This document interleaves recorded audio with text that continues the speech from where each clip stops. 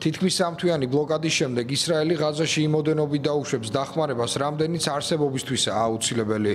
იგი ღაზაში საბრძოლო მოქმედებების გაფართოებასაც გეგმავს.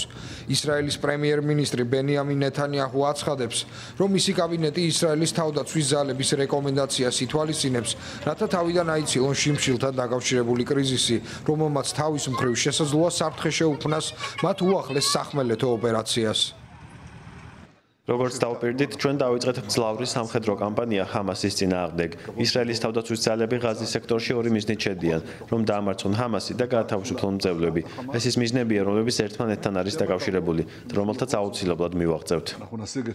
ღაზაში მცხოვრები 9 მილიონზე მეტი პალესტინელი შიმშილის ზღვარზეა. ისინი უმძიმეს მდგომარეობაში არიან.